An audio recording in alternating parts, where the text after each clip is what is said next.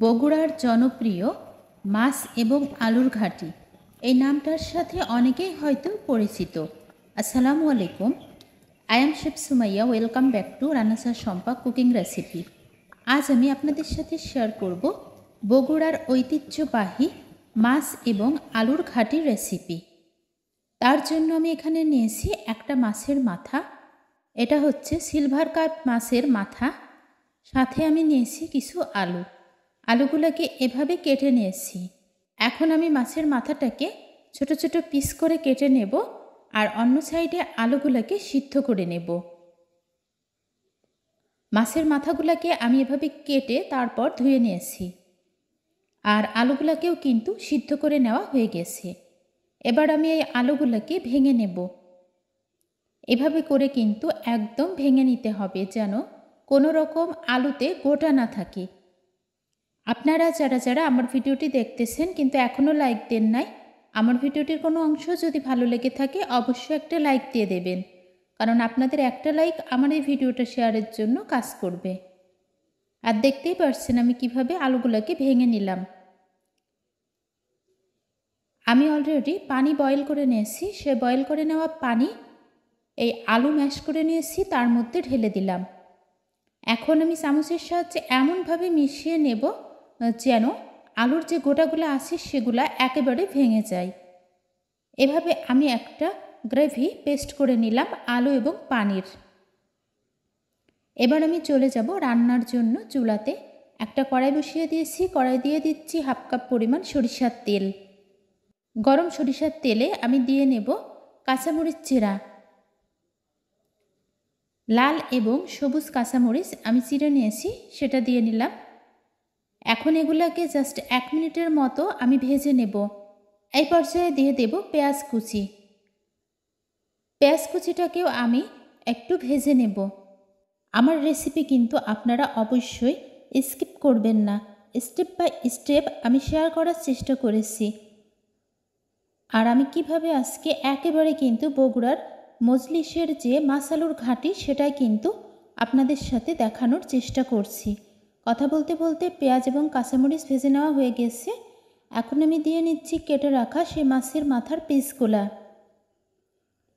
আর এই মাছের মাথার পিসগুলো আমি কিভাবে ভেজে নেব সেটা কিন্তু অবশ্যই দেখতে থাকুন। মাছের মাথাগুলা এমনভাবে একটু ভেজে নিতে হবে যেন মাছের যে কাঁচা গন্ধ থাকে সেটা দূর হয়ে যায়। বগুড়ার ঐতিহ্যবাহী এই আলুর ঘাঁটিটা কিন্তু বেশ জনপ্রিয়। কম বেশি সবাই চেষ্টা করে এই রেসিপিটা পারফেক্টভাবে তৈরি করার জন্য। এখানে আমি যে উপকরণগুলো নিয়েছি তার মধ্যে থেকে প্রথমে তেজপাতাটা দিয়ে নিচ্ছি, তারপরে আমি দিয়ে নেব দারুচিনি, লবঙ্গ এবং গোলমরিচ। এগুলা দিয়ে আমি আরও 5 মিনিটের মতো এই মাছের মাথাগুলাকে ভেজে নেব। এভাবে করে কিন্তু মাছের মাথাগুলা ভেজে নিতে হবে। কথা বলতে বলতে ভেজে নেওয়া হয়ে গেছে। আমি যে আলুর পেস্ট করে রেখেছিলাম, এখন এই কড়াইয়ের মধ্যে আলু এবং পানির সেই পেস্টটা দিয়ে নেব। আমি কিন্তু এখনও রেসিপিতে সব রকম মশলা অ্যাপ্লাই করিনি, আমি কখন সেটা অ্যাপ্লাই করব আপনারা আমার ভিডিওটির সাথেই থাকলে কিন্তু বুঝতে পারবেন। খুব ভালোভাবে আমি মিশিয়ে নিচ্ছি। এভাবে করে মিশিয়ে তারপর চুলার জালটা কিন্তু হাই হিটে দিয়ে রাখতে হবে যাতে খুব তাড়াতাড়ি বলক চলে আসে। এখন আমি যে যে মশলাগুলো দিয়ে নেব, লবণ, হলুদ গুঁড়া, মরিচের গুঁড়া, জিরা গুঁড়া, ধনিয়া গুঁড়া, গরম মশলা গুঁড়া, সবগুলা মশলা আমি হাফ চামচ করে নিয়েছি। আর সাথে কিন্তু হাফ চামচ গোটা জিরাও নিয়েছিলাম, সেটা দিয়ে দিলাম। আমি খুব ভালোভাবে মিশিয়ে দেব আবারও। বগুড়ার ঐতিহ্যবাহী মাছ আলুর ঘাঁটির রেসিপিটা তৈরির জন্য কিন্তু অবশ্যই লবঙ্গ, গোলমরিচ এটা মাস্ট দেয়াই লাগবে। এটা না দিলে কিন্তু সুন্দর একটা ফ্লেভার আপনারা পাবেন না। এখনও কিন্তু আমার সবগুলো উপকরণ দেয়া শেষ হয়নি, আর উপকরণগুলো কিন্তু স্টেপ বাই স্টেপ অ্যাপ্লাই করতে হবে। একবারে যদি মশলা কষিয়ে রেসিপিটা তৈরি করা যেত, এটা কিন্তু আপনারা পারফেক্টভাবে টেস্ট পেতেন না। মাছের মাথাগুলো কিন্তু আলুর সাথে খুব দারুণভাবে মিশে গিয়েছে। এবার আমি দিয়ে দেব 2 টেবিল চামচ পরিমাণ আদা এবং রসুন পেস্ট। আদা এবং রসুন পেস্টটা আসলে ডিপ ফ্রিজে ছিল, তার জন্য আইস। আমি এটাকে আবারও মিশিয়ে নিচ্ছি।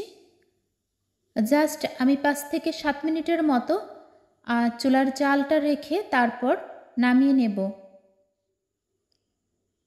আশা করি আমার আজকের এই আলু ঘাটি রেসিপিটা আপনাদের কাছেও অনেক ভালো লেগেছে। আর আপনারা যারা যারা কখনোই এই আলুর ঘাটি রেসিপিটা তৈরি করেন নাই, অবশ্যই কিন্তু আমার রেসিপি ফলো করে একবার তৈরি করে নিতে পারেন। আলুর ঘাটির রেসিপিটা কিন্তু প্রায় হয়ে এসেছে, দেখতেই পারছেন অনেকটা কিন্তু গ্রেভি হয়ে এসেছে। এই পর্যায়ে আমি চুলার জালটা অফ করে দেব। তারপর জালটা অফ করে জাস্ট 5 থেকে 7 মিনিটের মতো একটু ঢেকে রাখবো। যে কোনো খাবার যদি আমরা রান্না করি সেটা যদি 5 মিনিটের মতো একটু ঢেকে রাখি, রান্নার শেষে দেখবেন কালারটাও যেমন সুন্দর আসে আর খুব সুন্দর কিন্তু একটা ফ্লেভার চলে আসে সেই খাবার থেকে। অলরেডি আমি চুলা অফ করে দিয়েছি। এবার এটাকে আমি ঢেকে রেখে দেব। ফিরে আসবো 10 মিনিট পর। ফিরে এসেছি 10 মিনিট পর। কতটা দারুণ হয়েছে আজকের বগুড়ার ঐতিহ্যবাহী মাছ আলুর ঘাটি রেসিপিটা দেখেই বুঝতে পারছেন।